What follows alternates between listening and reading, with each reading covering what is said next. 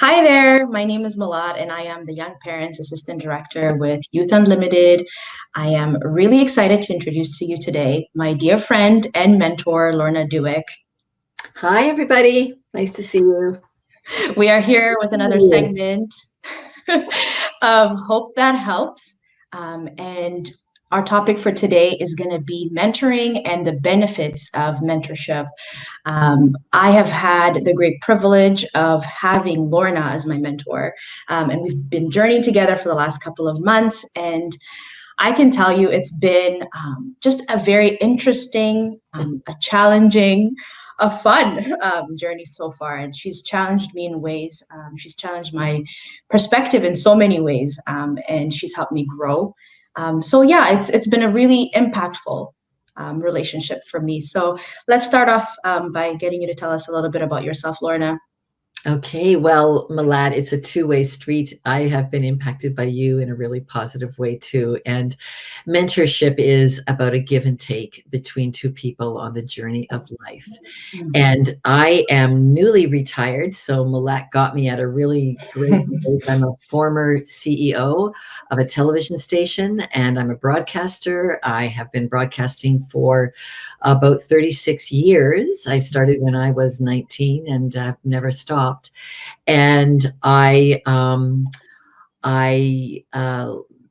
recently decided I needed to slow my life down because I'm married and my husband has Parkinson's disease, and that has affected me. And of course, it's affected him deeply. And I just wanted to be a better caregiver at home. And I was frankly tired of working after working a 40-year career almost. I was ready to say, I can retire. So that's who I am. I just retired on May 1st. Wow. Congratulations on And I have two retirement. children. I have two single kids that are 33 and 31, and we are a tight family team. And my son lives overseas. My daughter usually lives in Toronto, but during COVID, she's been part of our family. Actually, she's recovering from a head injury and a car accident. So she got a concussion, and she has lived at our house now for 1 year, and she's been getting better every day. And she's been getting better. It's been a 3-year journey for her. So I've watched a 31-year-old navigate the brokenness of all her dreams and the road to recovery. And she's doing much better. And she's been a real blessing to us during COVID as well. Thank you for sharing that. So I know you've mentioned retirement, but why did you agree to mentor me? Well, I love being a fruitful person. I love having a life that is full and abundant. And I had just had a quiet little conversation with God. I'm a Jesus follower and a Christian. And I had said to God, I would like to mentor. That's the one thing I would like to do as I move into retirement.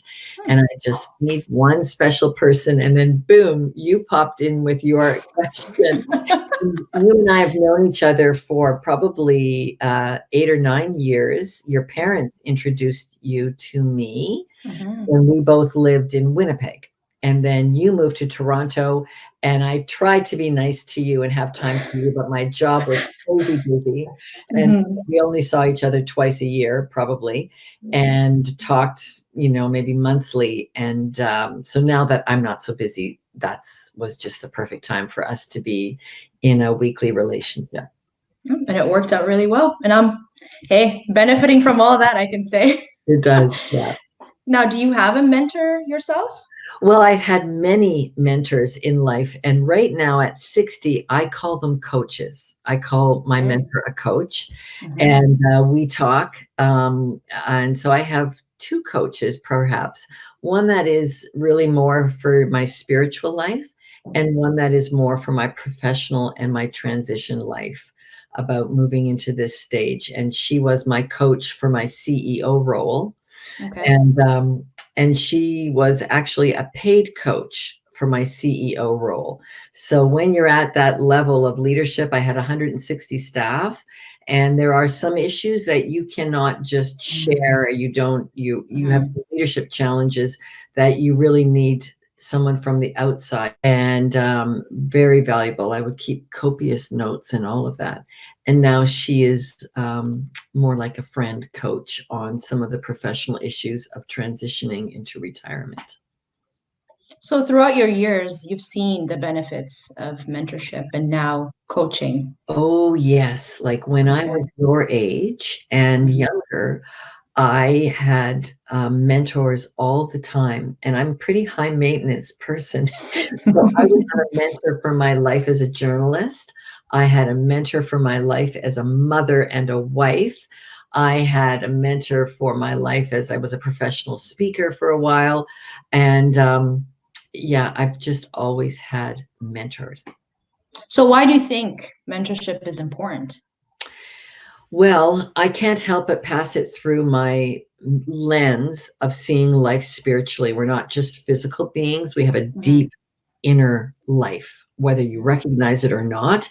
What goes on between your head and your heart is a huge part of how you will react to life. And I felt I needed the help. I felt I have a pretty bad background. I was an unwanted child. I was given up for adoption when I was 2 years old. I was physically and sexually abused. I have all of that stuff in my young life. And it affects you. It affects you when you're in your mid 30s. It affects you even when you're a 50-year-old CEO, because you can be punitive back to people instead of being kind and wise. And so I've just always needed a sounding board. And I have always felt that you can't get everything out of one person that you need. And so you should have a variety of that. And all of this fits really well with my spiritual life because the Bible, which is a Jesus follower's guide, the Bible tells us many times to love each other, love one another. It's all over the New Testament. So mentoring is just about loving other people. Okay. So, as we are on here to offer hope that helps, I was just wondering if you had any tips for our young parents when they are thinking of entering a mentorship relationship and how they go about doing that. Okay. Well, good for you. That if you're wondering, do I need a mentor? The answer is probably yes, because a good mentor is just a friend. A mentor is just a friend who's a little further I agree. down the journey. Okay. A Yeah. mentor is a friend who's further down. So the first thing about mentoring is look for somebody whose life you admire. Okay. Hmm.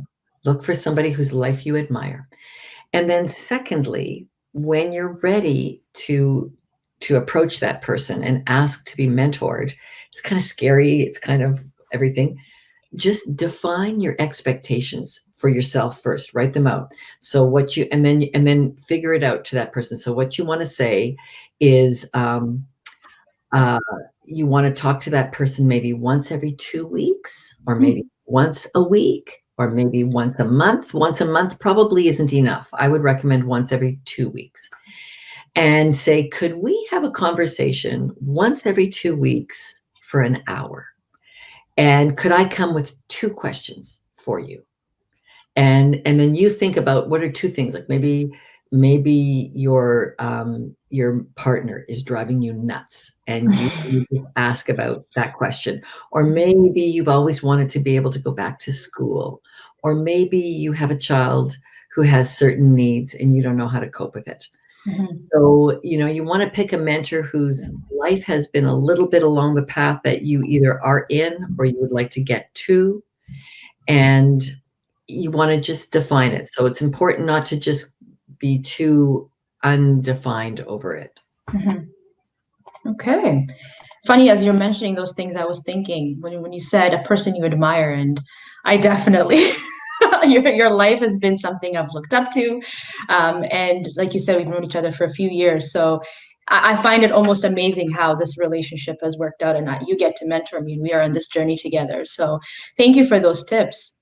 Yeah, and isn't it interesting? We didn't realize how much our histories actually Hmm. fit each other, don't they? Yeah. And we have things in common. Even today, when we talked earlier privately, like we have things in common that God knew we had in common that are Hmm. helping each other. And it's a sounding board. Your life to my life is a safe sounding board. It's very confidential. Mentorship is not paid. There are like coaching is paid sometimes. Coaching is paid, but mentorship is just a free relationship. So you don't want to make it too burdensome to the other person either. You want to treat it professionally. You want to respect their time. So you book an appointment and you do it by just a phone call, like you and I have been doing just phone calls. In normal times, non-COVID times, it can be face-to-face is great. Do it face-to-face is super. And don't be such a needy burden to that person that they're going to go, hey, this is a nightmare, right? You put some boundaries around yourself and around your time with the other person. I know for me, actually, our regular check-ins, which currently is weekly, has given me something to look forward to, right? And the things that you leave me with each week to think about and to reflect on actually happens throughout the week. It's not just, oh, okay, I have to meet with Lorna or I have to talk to Lorna, so I better have my homework done. But there's accountability, right? So knowing that I have somebody who's going to be checking in at the end of the week asking, have I done and reflected on the things that you've mentioned or you've challenged me to do has been something that I've looked forward to every week, right? Yeah, we just do two things, right? Like I say, read this and think about that. And then and they've been really special times together, haven't they? We've had a really good times. Definitely. So young parents, just to let you know that this mentorship and mentoring, this relationship is something that we offer through our ministry. So we want to be in this relationship with you. So if you are interested or wanting to get involved in this relationship, please do contact us and hope that helps. That's our end of our segment for today. Thank you so much. Thank you, Lorna. Really Bye-bye.